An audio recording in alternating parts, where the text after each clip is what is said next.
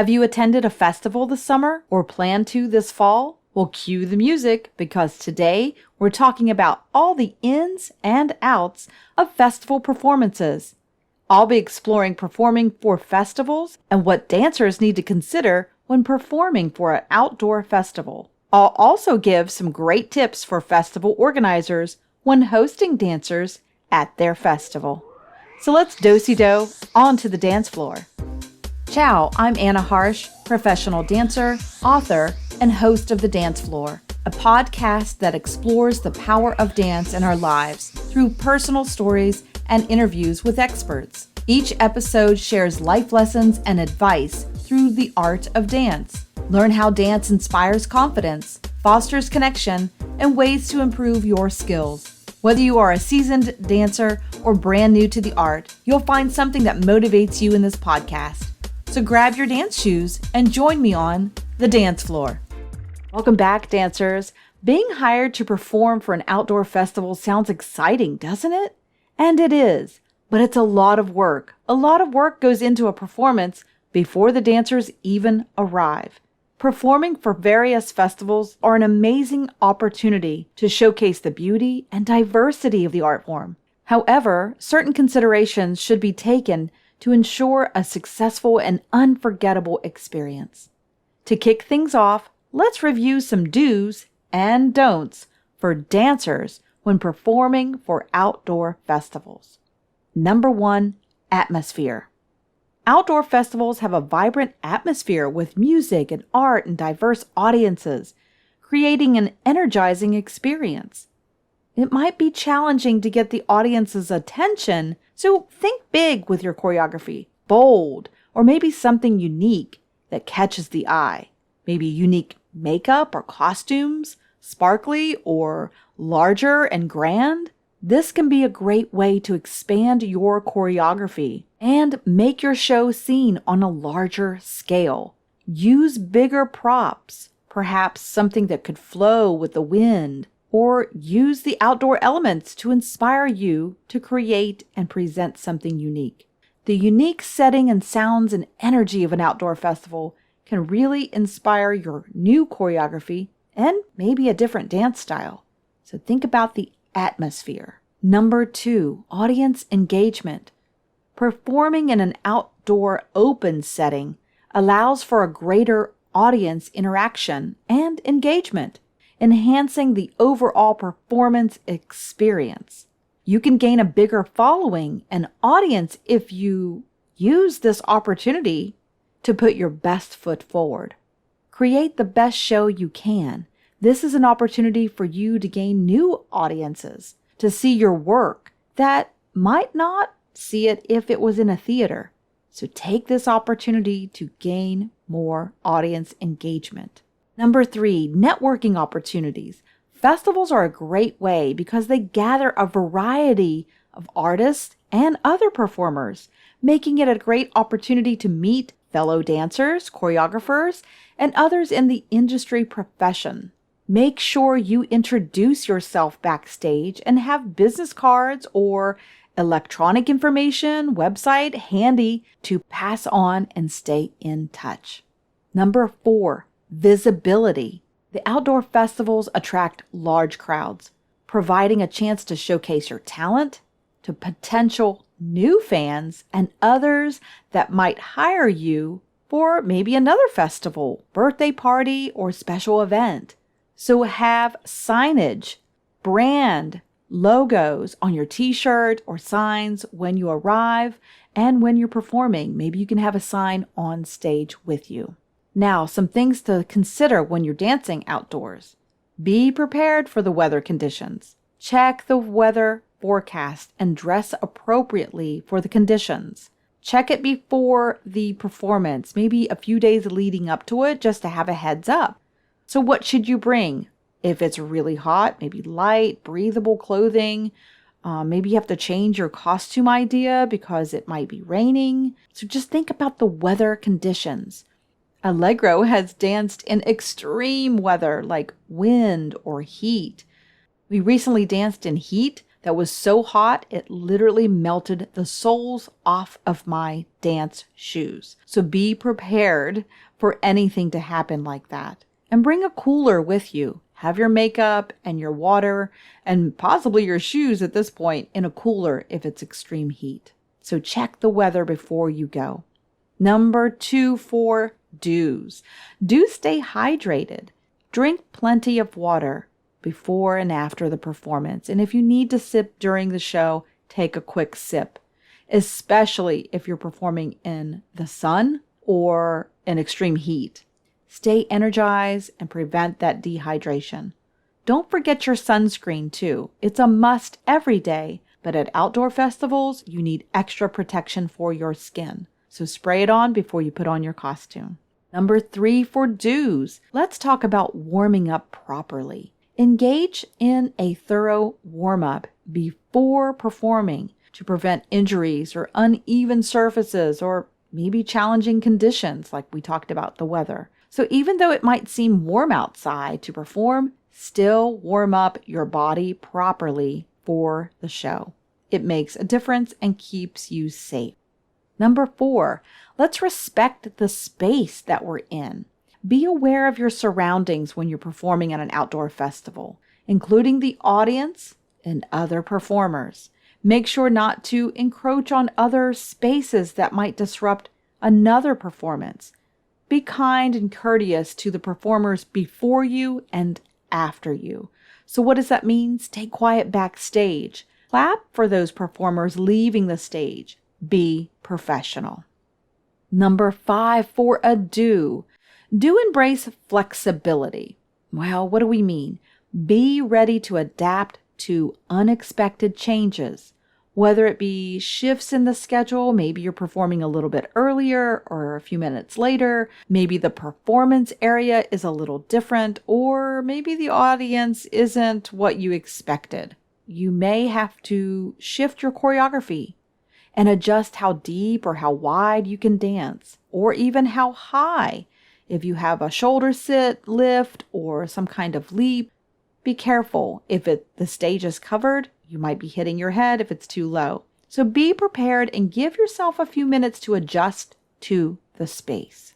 Now let's talk about some don'ts. Don't ignore safety. Be mindful of uneven ground, obstacles, or hazards that could cause accidents, especially if dancing on grass or gravel.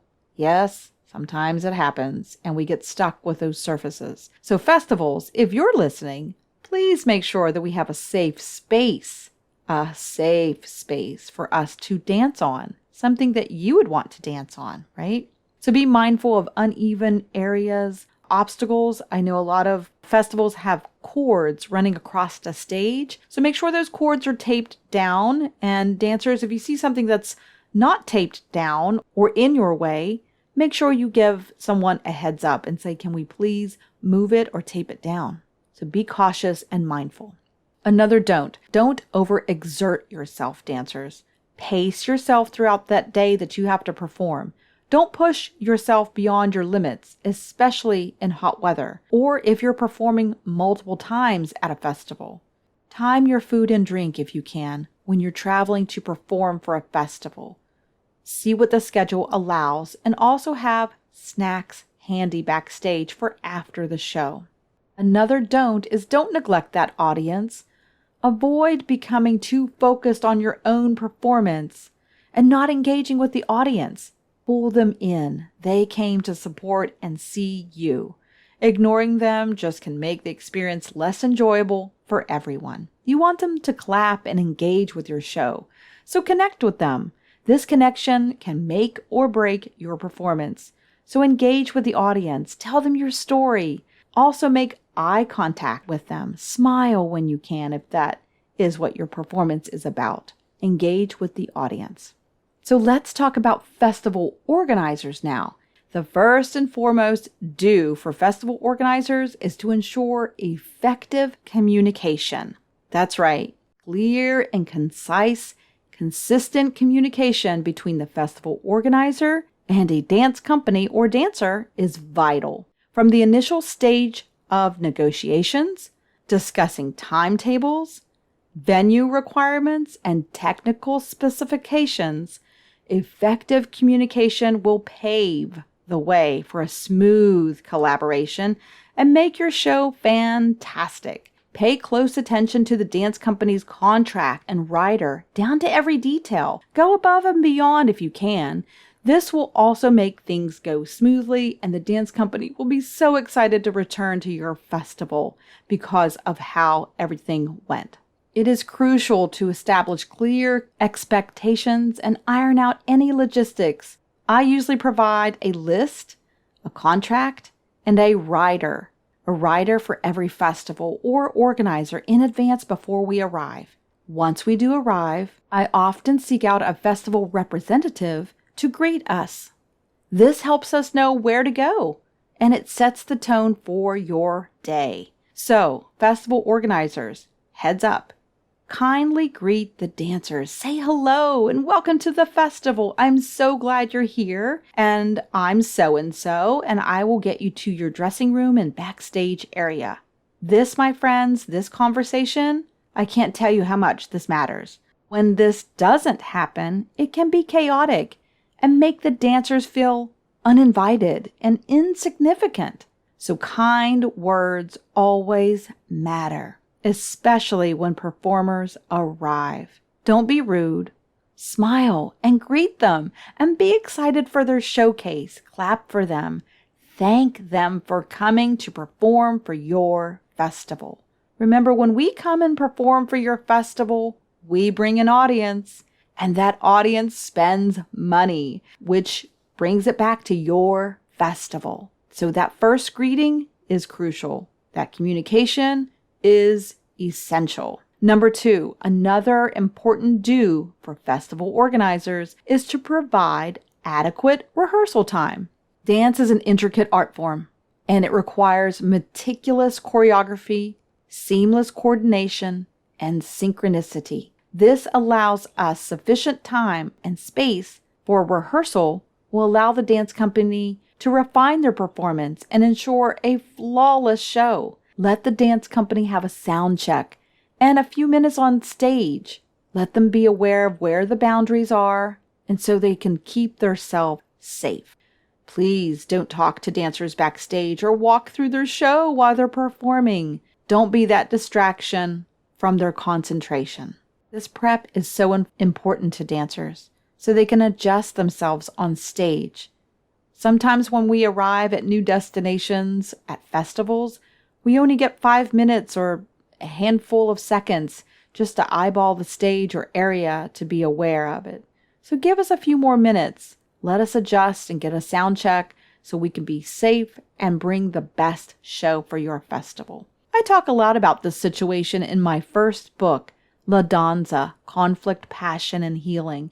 You can order it on Amazon or on my website, annaharsh.com. So having professionals for your festival is crucial. Lighting, sound, and stage management. All of these are a must. So festival organizers, have that lighting, sound, and stage management. Professional help for your festival. This is crucial. These experts understand the unique requirements for dance performances and can truly enhance the audience's experience and make it outstanding lighting design, a well-mixed audio, and efficient stage management backstage. Wow, that can elevate the overall production and bring your festival to a new level and leave a lasting impression on your audience. Remember, it's about the audience, right? So have professionals for lighting, sound, and stage. Now let's move on to the don'ts.